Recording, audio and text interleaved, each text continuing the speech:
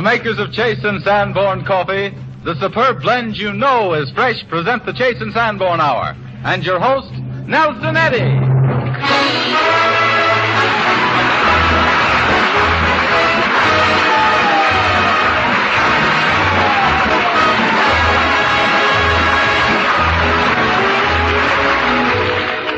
This is Nelson Eddy, sending off another Chase and Sanborn Hour. And this is Charlie McCarthy worrying Nelson Eddy. No, you're not worrying me, Charlie. Yes, I received some good advice in the mail yesterday from Don Amici. Oh, you got a letter from Don Amici? Yes, I did.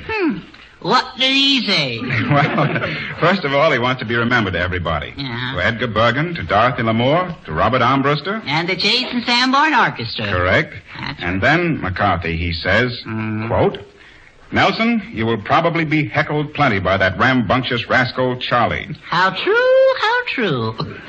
Try not to let him get you. Oh, try not to, that's right. Warn Charlie that I am gradually getting enough strength on my vacation to look forward to a return bout soon with a little wooden mug. A little wooden mug? How do you like that? Take a letter, Mr. Eddy. What is it, Charlie? Dear Amici, I have only this to say. I am waiting for your return, at which time I will be most happy to clip you, so help me, and mow you down.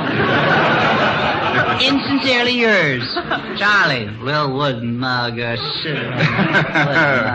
mug. Okay, Charlie. Yes. But before you knock me out in the first round, Insinuation. I'd like to welcome our guests, the delightful Olivia de Havilland and the explosive Billy Gilbert. Sure.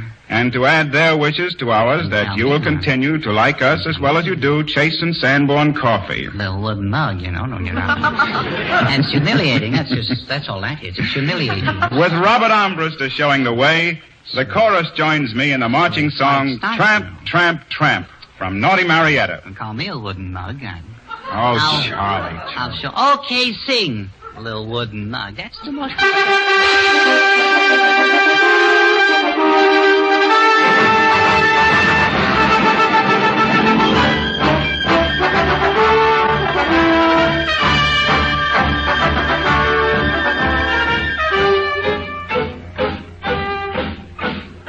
When the tropic sun is riding, or the moon is in the sky, we must go where danger's hiding, ready to do or die. Are you fighting sons of wildcats? Are you with me wrong or right? Then follow where I go to meet the savage foe. Here's to men who love a fight.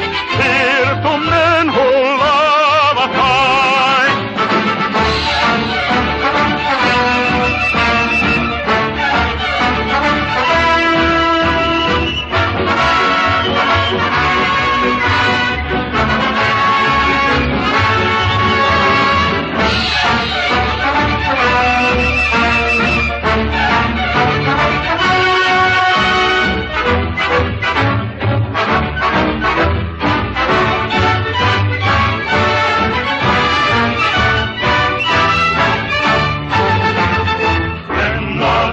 Sun is riding, or the moon is in the sky.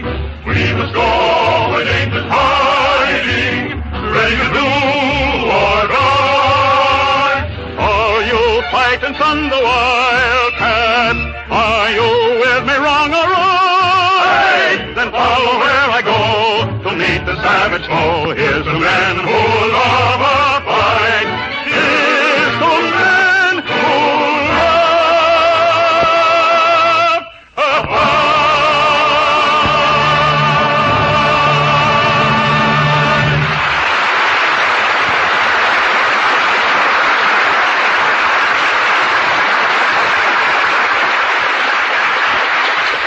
Inspired by the old and familiar Londonderry air, Helen Boardman Knox made it into a romantic love song.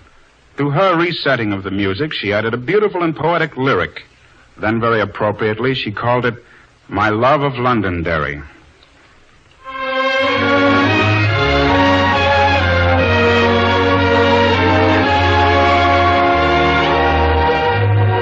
Was in the dear old town of of Londonderry. 'Twas in the merry, merry month of May. 'Twas there I found my own, my blue-eyed darling. In one short hour she stole my heart away. Will you be mine? I asked her gently pleading.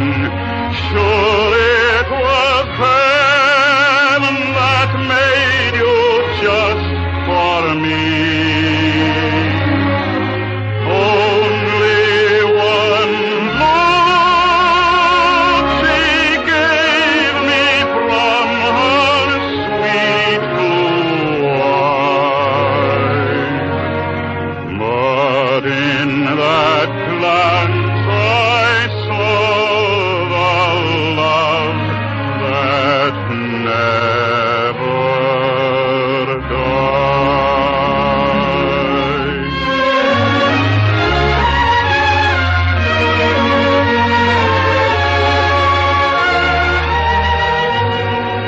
Was in the dear old town of Londonderry.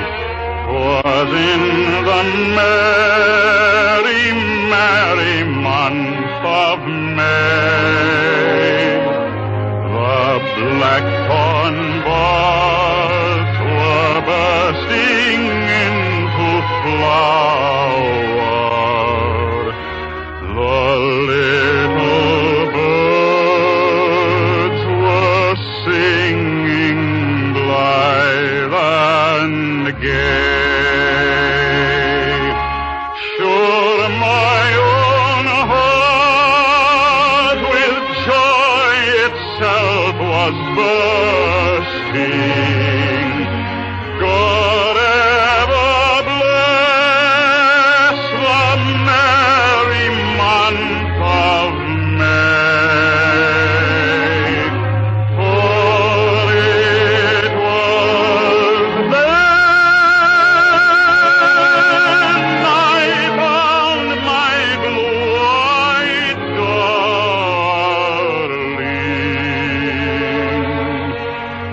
and would and won her heart to be my own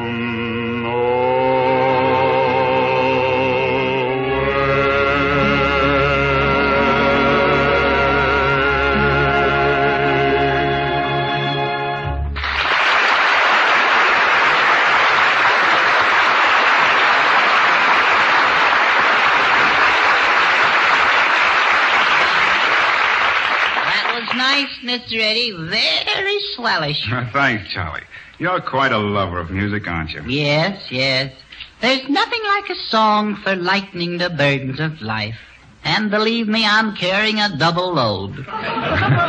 What's bothering you now, Charlie? No, it's still Bergen. Well, what's the nature of your complaint? Oh, I don't know. It's incompatibility, I guess. Are your troubles still monetary? No. Just a question of dollars and cents. That's why I'm going to quit him. Quit him? Yeah. Well, that's a serious step, Charlie. Yes, it is. For him. Well, seemed funny not supporting Bergen anymore. Say, Edgar, did you know about this? Did I know about what, Nelson? Well, Charlie tells me he's through with you. Through with me? You'll be ho-hoing out of the other corner of your mouth. That's what you'll be doing. What do you mean, Charlie? I mean I'm quitting, Bergen. Quitting? Yes. Q-U-T-T-T-I-N-G. Quitting, yeah.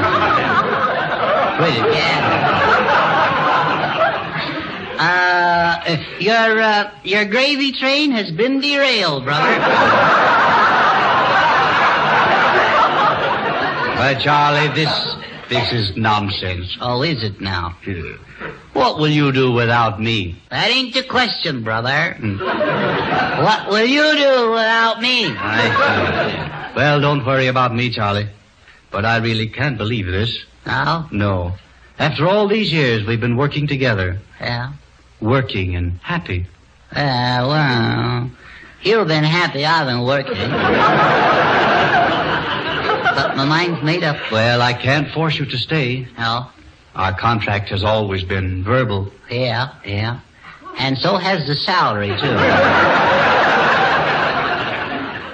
We should think twice, Charlie, before we break up a friendship of such long standing, don't you think? Yes, you should, yes. Now, what brought you to this sudden decision, Charlie? That's, Frederick. Who? The great Frederick, that's who. Oh, I see. Yes. The great Frederick. Yes. And who is the great Frederick? Who is the great Frederick? Yes. He's a great ventriloquist, that's what he is. Oh. You don't know him, huh? No, I never heard of him. Oh. Well, that's nothing. After all, who heard of Bergen before I came along?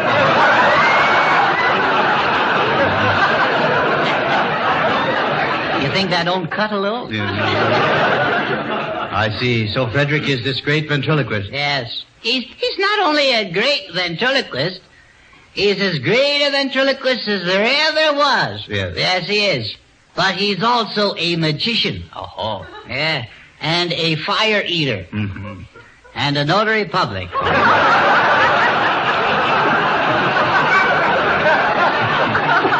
He's quite versatile. Yes. He sells used cars, too. Well, he's a man of many accomplishments. Yes, he is. There's nothing he can't do. And he doesn't either. But is he really a good ventriloquist? Good? He's great, Bergen. He's the best I've ever seen. And he's got his own tuxedo, too. Oh, I see. Yes, sir, he has. He doesn't move his lips, either. Oh, he does. You get that? Yes. He doesn't. No, he doesn't. Like you just did. Yes. Well, he certainly has talent. Yes. And he's got hair, too. Well, has this man offered you a contract to work with him? Well, contract? I'm the boss of this act. Oh, I see. You're the boss. Yes, the boss. Yes, sirree, sir. You bet your boots. Yes, sir, someday I'll have my own office, too. Just like you do. Is that so? Yes. I'll have all that stuff, too. Yeah. I can see myself now. Sitting there in my swindle chair.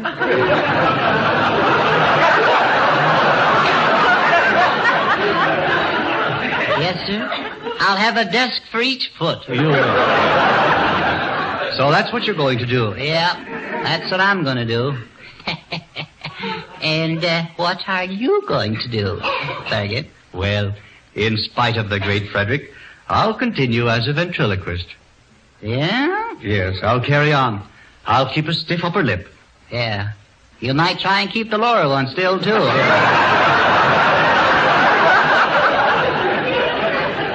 Like Frederick does. Yes, I know. Frederick does, yes. He keeps his lower lip still. Yes, he does. Yes. He does that. Yes. And he's got hair, too. Yes, I know. That's salt in an open wound. Well, when are you planning on leaving, Charlie? Well, I guess, tomorrow, I guess, I'll go. I was going to give you my resignation then, but as long as you know now, I'll give it to you now. Your resignation? Yes, I have it here, written out. Would you like to read it? No. Will you read it to me, Charlie? Yes, all right. Let's see, I have it here. It's Mr. Edgar Bergen. I guess you know who that is. Yes. I hereby tender my resignation to you most tenderly. The reason for severing this partnership is purely for business betterment, see? So you can't stop that forging head still. No. Betterment, yeah. Mr. Bergen, you are a man of fine character and probably honest, see? Probably honest. Yes, all right. I give you the benefit of the doubt. Is that the best you can do? Well, all right, then. A man of fine character and honest, if watched. Now, let's see, where was I? I will be only too glad to recommend you as a performer for informal weddings, clam bakes, and bingo parties. Or wherever the entertainment requirements are not too exacting. Signed, Charlie McCarthy, late of Bergen and McCarthy, now of McCarthy and Co. Company, see? Sounds good, huh? Yes, sir. Is that all? No, there's a P.S. here, too. Would you mind reading that, too? I'll read the whole business.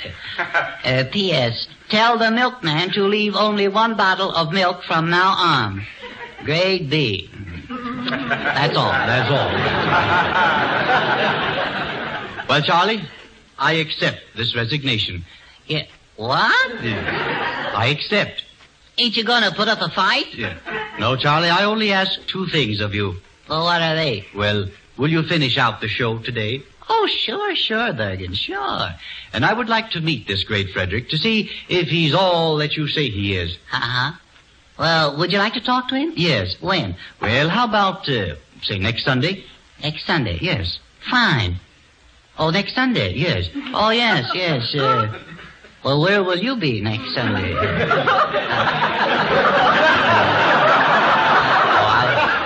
I'll be here. You will? Oh, yes, I'll be here. You really think so? I'm sure of it. Okay. Well, it'll be awfully dull here, but I'll bring him around next Sunday. All right.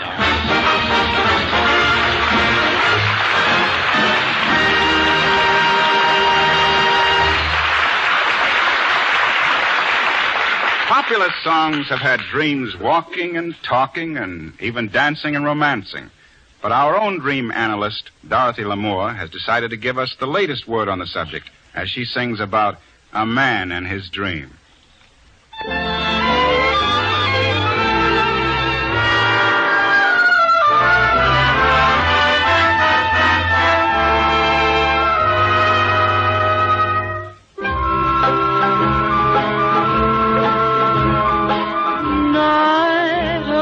Guitar, a hidden lane, a moon, and here and there a star for a man and his dream.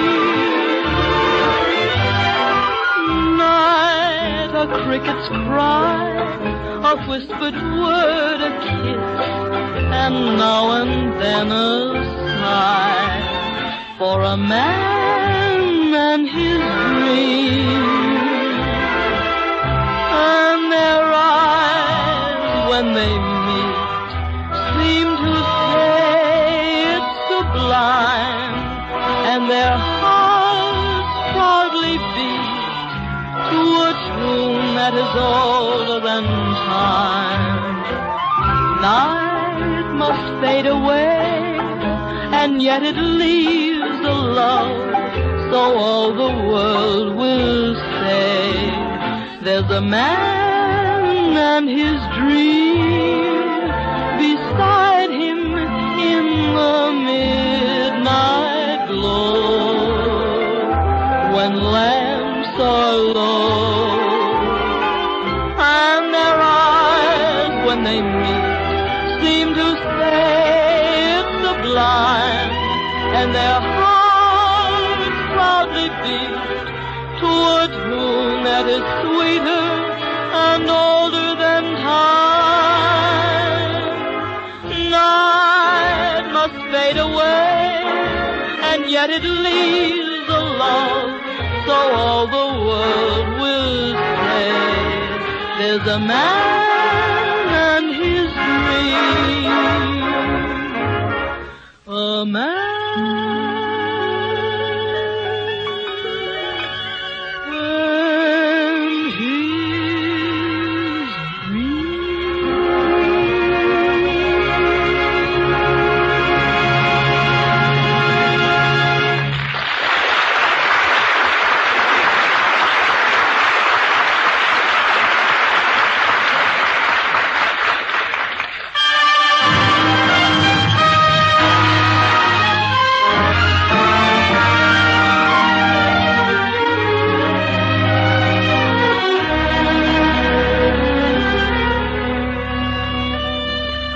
we cordially welcome a four-letter girl to our midst tonight. For youth, beauty, charm, and talent go hand in hand with Olivia de Havilland. With such an amazingly long list of successes already to her credit, we all look forward to seeing Miss de Havilland soon in Warner Brothers' historical production, The Private Lives of Elizabeth and Essex. Tonight she appears for us, together with Gordon Oliver and Fred Mackay, in an original radio sketch entitled Stormy, Quarrel. Olivia de Havilland.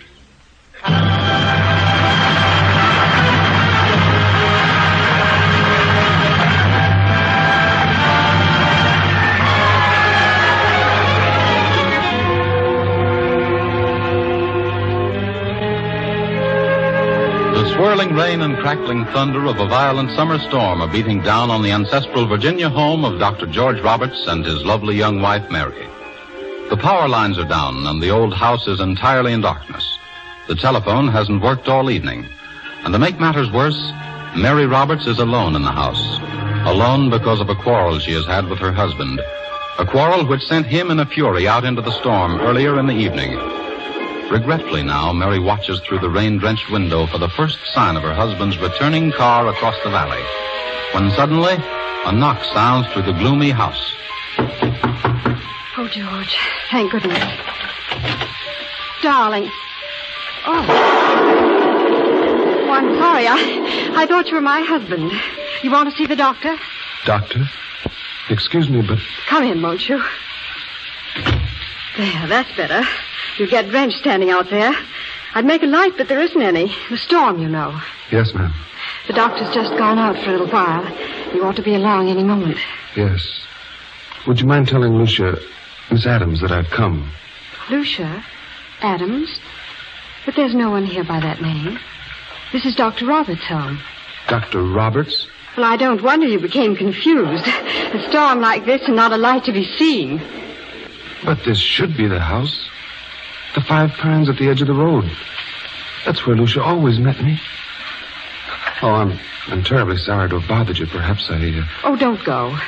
Come and sit down. You can see your way. My husband may be able to help you. And it's kind of scary alone in this big house tonight. I'd better go. I'm so late. Oh, no. It's all right, really. There's a little fire left in the grate and a cup of coffee to warm you up if you like. I wish it weren't so dark. I should like very much to look at you. Your voice. It's so much like Lucia's. I'm sorry, I shouldn't have said that. Well, perhaps I should prove very disappointing. I take it that you and Lucia... We became engaged last year. I haven't seen her for almost 10 months. Oh, you've been away? I shouldn't complain. I've not been the only one. No, I suppose not. Here's the coffee. If I don't knock it over in the dark. You're very kind. I might at least introduce myself. I'm Thomas Coppard. I'm with Beckwith's company. Oh, Beckwith's? Yes, we're just outside Richmond. Well, I should know the name, I suppose. Beckwith. Lucia Adams.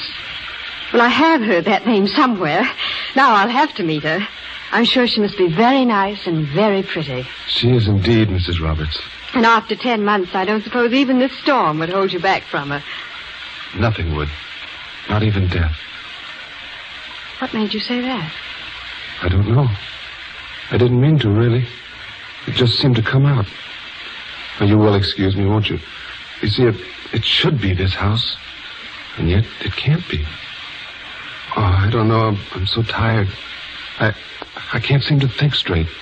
Well, I'm sorry you don't feel well. But the doctor will be here any minute. He'll know what to do for you. What's that up there? That black circle on the wall. Why, you have remarkable eyes, seeing that in the dark.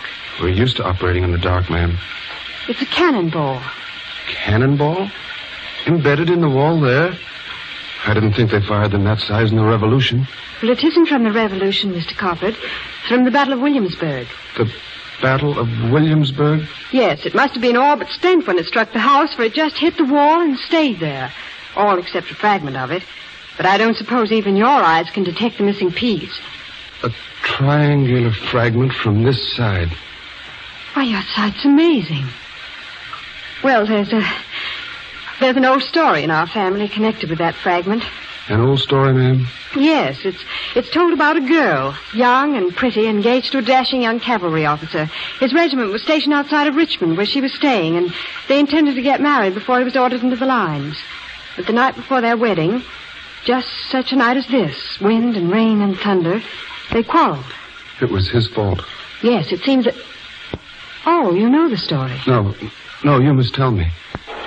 Well, she ran away from Richmond that night and came through all that storm here to her aunt's house. I should have known. And the next day, the day that should have been her wedding day, she was here when the siege of Williamsburg began. The fighting was pretty heavy, but they thought this house was out of range of the battle. And she was sitting just about where I am now when that cannonball struck, and the triangular piece flew off and killed her. She was killed. It was very tragic. But the story doesn't end there. Her fiancé, the cavalry officer, not hearing from her, went off to war and was killed in the Battle of Warwick River. He never knew what happened to her.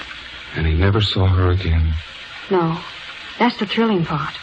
Because they say he's still searching for her. His ghost, that is. But he never finds her. And according to an old tradition in our family that death will follow Stormy quarrel, he never will find her until he atones for the fight they had that stormy night in Richmond. And tell me, ma'am, how is he to atone? Well, that's never been quite clear, but it has something to do with the curse death will follow Stormy quarrel.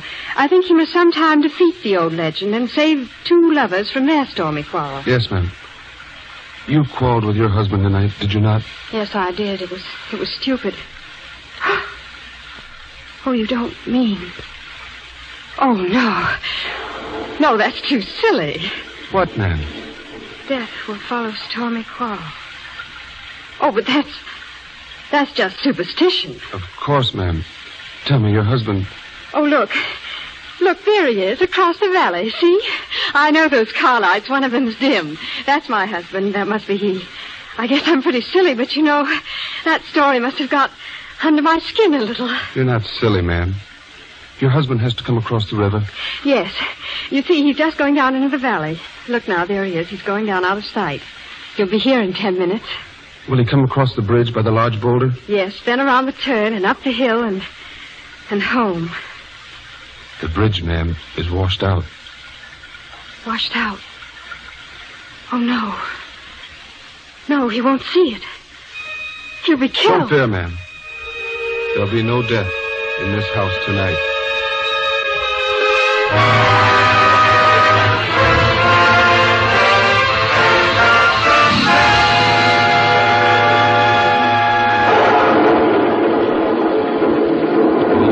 Blast this windshield wiper. It's no good on a night like this.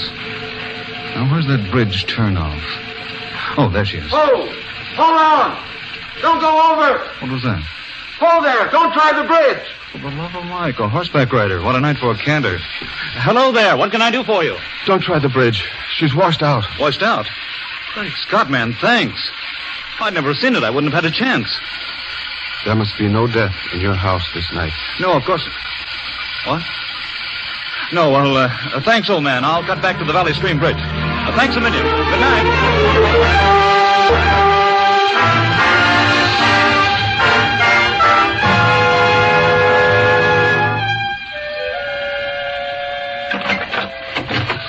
Oh, George, darling, thank heaven you're home safe. Darling. Oh, my darling. Oh, George, I'm sorry we fought. We won't again, darling. Promise me we won't again. Not after this. We came awful close to ending up on a fight, Mary. If I hadn't been stopped in time, you'd be minus one husband. Big Boulder Bridge is washed out. I know. Some guy on horseback, a state cop or something, stopped me just as I was heading into the turn. It was too close for comfort.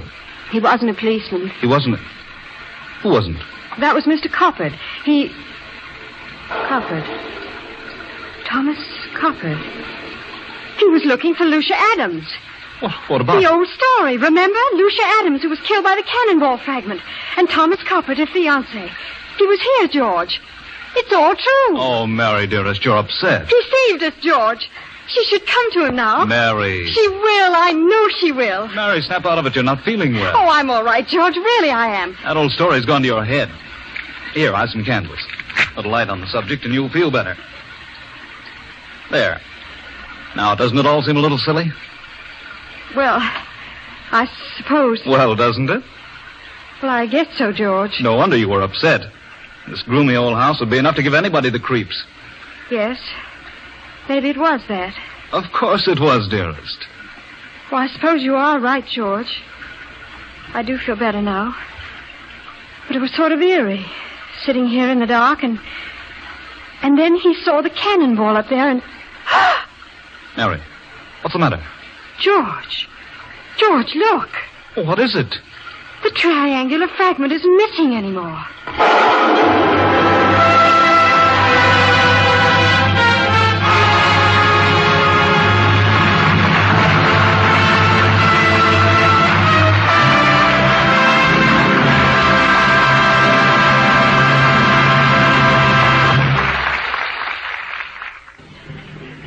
This is Nelson Eddy, and the Chase and Sanborn Hour continues. A spine chiller now and then is relished by the best of men. So I give you Saint-Saëns' vivid composition, La Danse Macabre. It's all about dancing ghosts and skeletons who are finally dispersed by the morning light and the rooster crowing. Rattle the bones, Robert.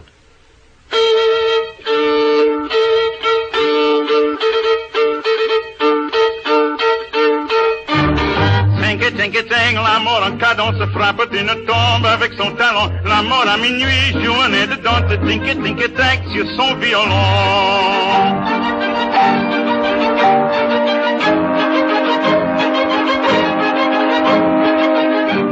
Le vent d'hiver souffle et la nuit est sombre. Des gémissements sortent des tilleuls. L'escalade blanc compte à travers l'ombre, courant et sautant sous leur grand linceul. Ting, chacun se trémousse, on entend claquer les os des danseurs. Un couple lascif s'assoit sur la mousse comme pour goûter d'anciennes douceurs. Ting, l'amour continue de racler son fin, son un grand instrument. Un voile est tombé, la danseuse est nue, son danse la serre amoureusement.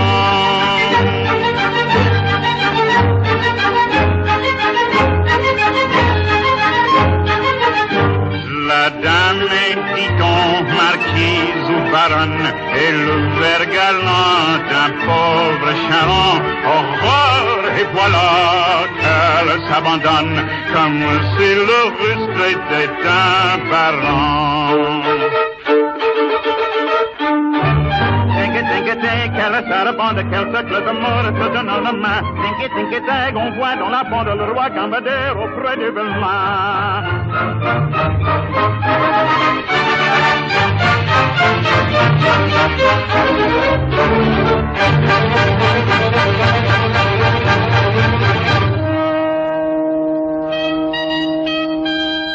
Mais psst, tout à coup, on quitte la ronde, on se pousse, on fuit, le coq a chanté.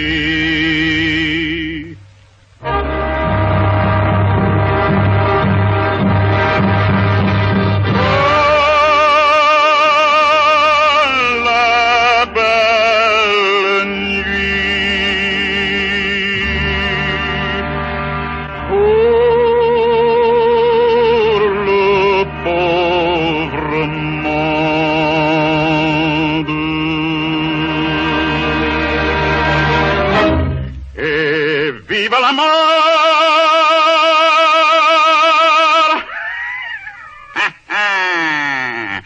Et l'égalité.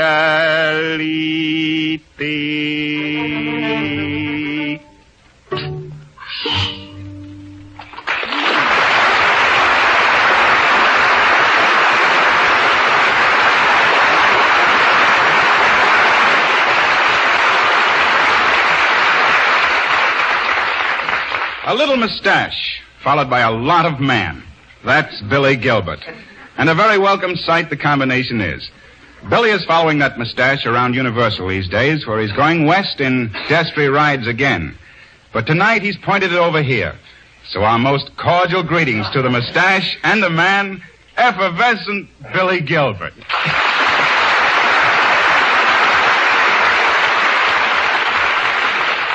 Well, Billy, it's good to see you. You don't tell me, Mr. Eddy. But I do tell you, Billy. I know you do. Well, then why did you say I don't? I didn't say you don't. I said you do. I mean, you don't. You... Please, Mr. Eddy, I don't want no trouble with you. Well, I'm sorry, Billy. I got enough troubles with my canals. Your canals? You've been digging ditches, Billy? Of course not. I ain't got time. All day I'm in my canals. What canals, Billy? My dog canals. Dog canals? What are you talking about? Gilbert's Home for Happy Hounds. Oh, you mean kennels. Didn't I say it? Why, I didn't know you were running a kennel, Billy. Certainly, and what a headache. It's wonderful. I'm losing money head over heels. Oh, sort of a white elephant, is it? Not in my doghouse. I got enough trouble with just dogs. Say, what do I want with an elephant? I don't know. What do you want with an elephant? Well, I could make a... I don't want no elephants. Nelson, what seems to be the matter with our Mr. Gilbert? Oh, he's having a lot of trouble with his dogs, Dottie. Oh, that's a shame. Billy, why don't you soak him in a mustard bath for an hour or so? My dogs? Certainly. A fine thing. It isn't enough. I should drown them. I gotta use mustard in it. Oh, I see. You're talking about dogs. Oh, isn't that cute? Baby talk. I like animals myself, Billy. I've got a little Pomeranian at home. Oh, is that so? Isn't that sweet? There's nothing I like a little pomegranate, a Scotty's is nice. Well, Billy, I'm thinking of getting another dog. What would you suggest? Say, I got just what you want. What an animal. He comes way down from a long line of mutts. He's just the sweetest dog. Big brown eyes and a cute little nose. He's so exotic. Spit? Oh, no, of course not. He don't even chew. Oh, he's the nicest dog. No, Billy. Dottie wants to know the breed. What is the dog? The dog is man's best friend. Everybody knows that. Well, of course. I know that, too. Then what are you trying to do? Make conversation? Of course not. Oh, I'm not good enough for you. Snooty. I'm not snooty, and I'm not talking about you. It's the dog. Well, dogs is human. Almost like me. Oh, not like you, Billy. Absolutely. Take, for instance, the San Bernardino dog. You know. The one with the keg of schnapps around his neck. So look what he does for us. We're up in the Swiss Alps. We're lost. It's full of snow and avalanches. Lollipop. They got snow there, you know.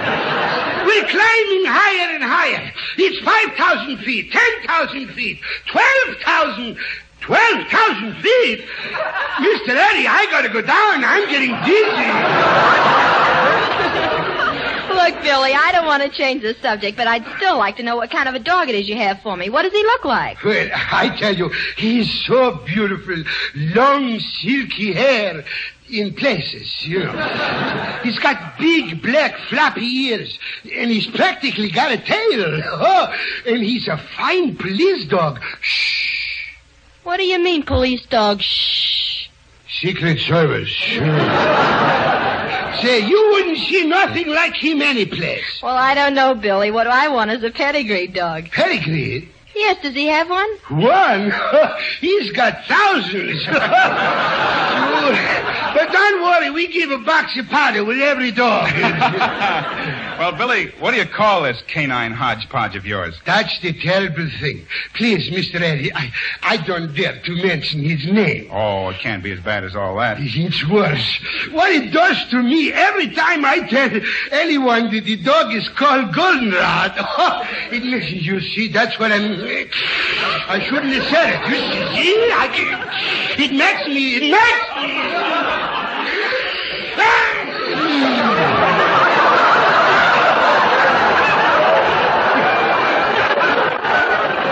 See, I sneeze. There's no doubt about it, Nelson. He sneezes. Well, then why in the world did you call him Golden? Stop! Don't say it, boy. That was a close one. That's one of two words that always makes me sneeze. Goldenrod is? Yes, that's... You said it. You said it. I told you, Tom, you never... Dorothy, you...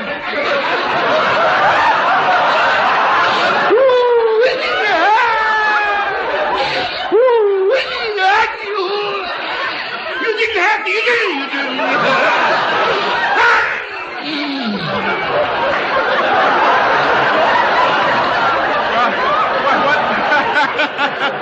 Well, what's the other word that brings on the sneeze, Billy? What's the matter? That one isn't good enough? But besides goldenrod. Oh, there's no... You said it again. I do...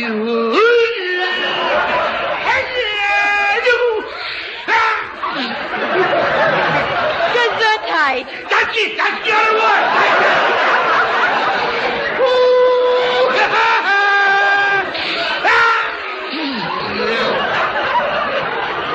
Gesundheit, silly Gilbert.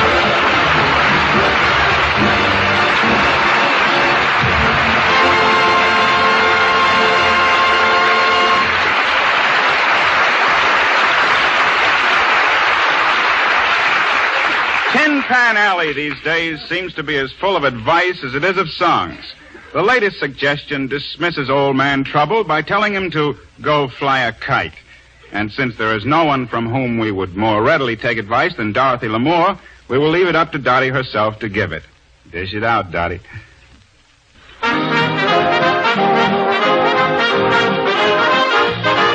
You'll feel like a feather in the breeze. You'll want to laugh and sing. Your cares go flying on the end of a string. Go fly a kite, tie your troubles to the tail. They'll be blown away in the merry gale.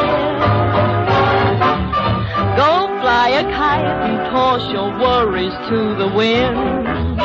And they won't come back, they'll be too chagrined.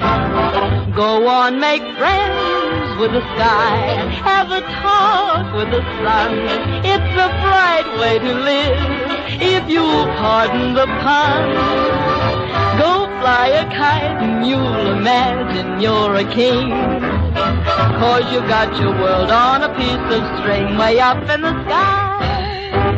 Troubles go a-flying away up high. When your heart is happy, there's no need to sigh. Go fly a kite and tie your troubles to the tail. They'll be blown away by a merry gale. Go fly a kite and toss your worries to the wind. And they won't come back, they'll be too chagrined. Go on, make friends with the sky. Have a talk with the sun. It's the bright way to live, if you'll pardon the wisecrack, I mean the pun. Go fly a kite and you'll imagine you're a king. 'Cause you've got your world on a piece of string, just do as I say. And all your cares and woe will fly away.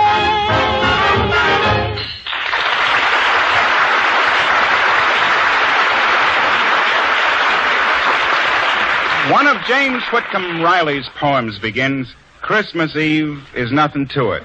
New Year's ain't a smell. And it goes on to say that Circus Day is the grandest of all. But even Circus Day has a rival now, and this is the day. It's a big day for users of Chase and Sanborn coffee. The judges have carefully considered all the thousands of entries in our recent contest, and the winners have been decided. You sent in hundreds of good reasons for changing to Chase and Sanborn dated coffee, and we want you to know how grateful we are. One big reason many of you gave for changing is our rapid fresh food special delivery service. Our trucks rush the freshly roasted coffee from the nearest roasting oven to your grocer. Others spoke of the date marked on the front of every silver package to assure you freshly roasted coffee. We see to it that no dated coffee stays in your grocer's store more than 10 days. And that saves you money, too, because with our dating and rapid delivery system, costly containers are not necessary. Using the new silver package instead means a considerable saving, and we pass that saving on to you. And out of all the fine reasons sent in, the judges selected the one given by Mrs. Andy Doty of Glen Ellen, Illinois, as the best of all. Mrs. Doty receives the first prize of $2,500. Congratulations, Mrs. Doty. And congratulations to all the other 1,500 prize winners, too. All prize winners will receive notice and their prize money in the mail. Thank you all again for the fine things you had to say about Chase and Sanborn coffee. And tomorrow, enjoy the coffee so many people like so well. Ask for Chase and Sanborn dated coffee in the new silver package.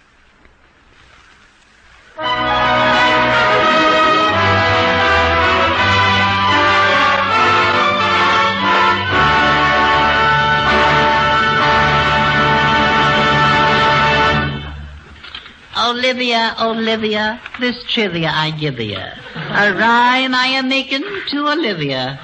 And bacon. How nice, Charlie. Did you make that up all by yourself? Yes, I did, yes. It's just a little thing I fried up in deep fat. I'll tell you what I think, Charlie. Oh, you don't have to tell me. I'm ashamed of it, too. Oh, before I forget it, Olivia, you know, Halloween is pretty soon, and, will you come to my party?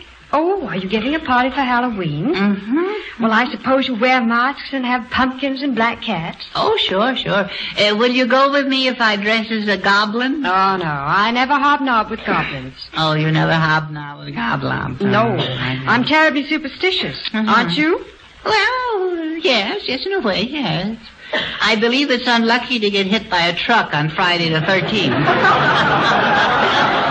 Yes, Charlie, that's right. It's very unlucky, especially a black truck. Oh, I see. Yes, how true. You know, Olivia, we figured up some good games for the party, and we're going to have prizes, too, see? Oh, that's wonderful, yes, Charlie. I love to play games. Mm-hmm. Can you crawl on the floor on your hands and knees? Why, certainly I can. Well, don't do it at my party. It's childish. Charlie, you betrayed me. Yes, it is. What games are you going to play? Well, we've got one that's a swell game. It's called Pin a Tail on a Donkey, see? Oh, that old game. Well, I think I'll just sit and watch. Oh, no, you won't. No, you got to do something, you know. There's no wallflowers admitted, see? Well, now, let me see. What'll I do? I don't know. What? Well, let me see. I'll work on it. I know what I'll do. I knew you'd get something. I'll tell a ghost story. You'll tell it? No. A ghost story? Ooh. It's called The Headless Horseman. How does it go?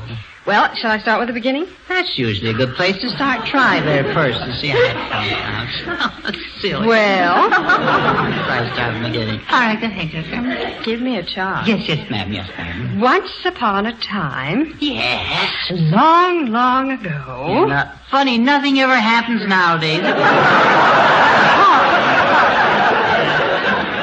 So sorry. Continue. Once upon a time. Long, long ago. Yes. Well, there lived an old schoolteacher by the name of Ichabod Crane. Ichabod. Mr. Havilland, aren't you too old to be talking that way? That was his name, Charlie. Ichabod Crane. I dare say. And he lived in an old, decrepit house. Ain't scaring me. An old house with the windows all shattered and the foundations settling and the roof sagging. Yeah. Can you imagine that? Imagine it. We live in it. But proceed, my little banshee. Well, one dark night, Ichabod was riding down a lonely road on the banks of the Hudson. It's eerie, isn't it? Eerie? You said Hudson. When it's bank night on the Hudson.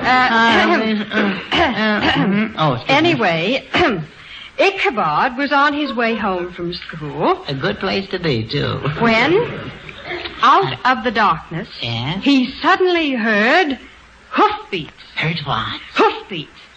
What do you think it was? What do I think it was? Yeah. Hoofbeats.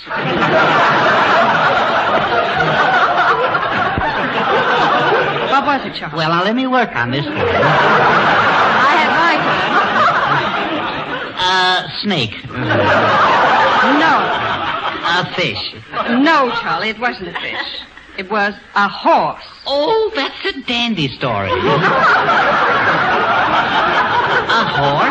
Making hoofbeats? Well, I'm a ringtail baboon. Amazing, Dr. Clitterpuss. Well, it was amazing, because on the horse sat a horseman. Well, that's a good trick. Amazing. Wait a minute. Yes, I can. It wasn't just a horse. No. It was a horse with hoofbeats, wasn't it? It was a man riding on the horse without a head. Riding a horse that had no head? That's ridiculous. No. The horse had a head. Oh, he did he? Yes, the man had no head. Oh, the man had no head. Well, now, that's different. That I can believe. But honestly, did he really have a head? Well, yes, he had one. Yes. But he was carrying it underneath his arm. No. Yes. Underneath his... Now, that's a nice trick if you can do it. Let's try that sometime. Gee, that must have scared old Nickabob, didn't it? Who, Charlie? Nincompoop? Not Nincompoop. No? Ichabod. So sorry. Well, what did Icky do? He was terrified. He was. He stood as if frozen to the ground. Oh, it was winter, huh? Yes. No. It wasn't anything of the sort. Well, then, suddenly, the rider threw his head at Ichabod. No. Yes. Boy, that's using the old bean, ain't it?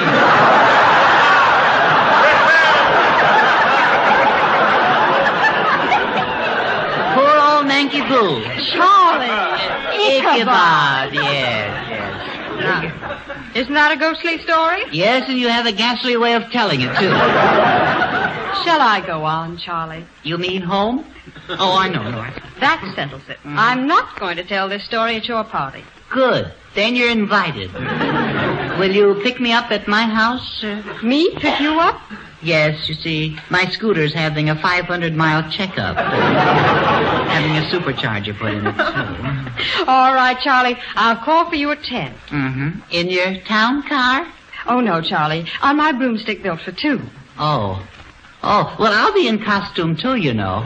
Well, then how will I know you? Oh, you'll know me. I'll have my head underneath my arm. Yes, I know. Ichabod.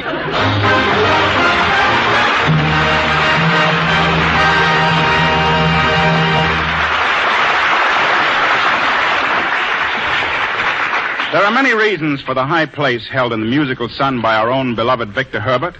One we have always recognized was his ability to translate romance into music. I have combined his Sweetheart's Waltz and For Every Lover into a medley which I hope will prove my point.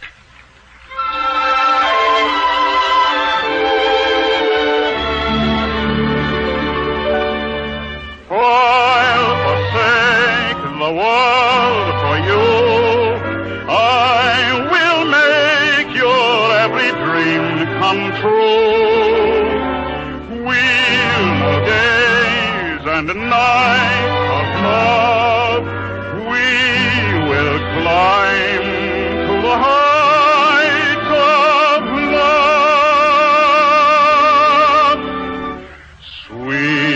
Sweethearts who need no crown or throne, sweethearts who live on love alone, will find no paradise somewhere, leaving behind all worldly care. Sweethearts who they will never fade, like an eternal serenade. Oh, love will end the way it starts. Forever we'll be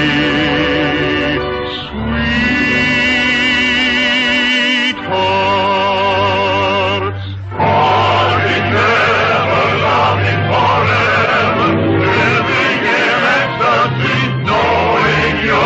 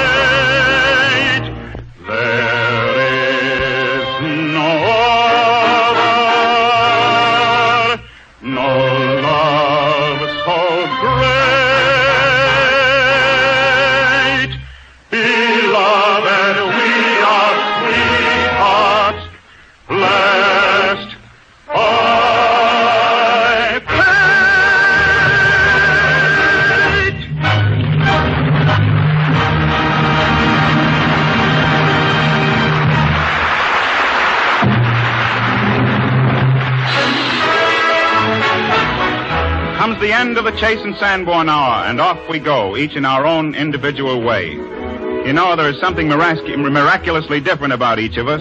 There's a difference in fingerprints, the way we speak, or wear a hat, or even drink our coffee. For instance, Bob Armbruster cricks his pinky gaily in the air when he raises his cup. Edgar's one of those noisy guys. He stirs and stirs.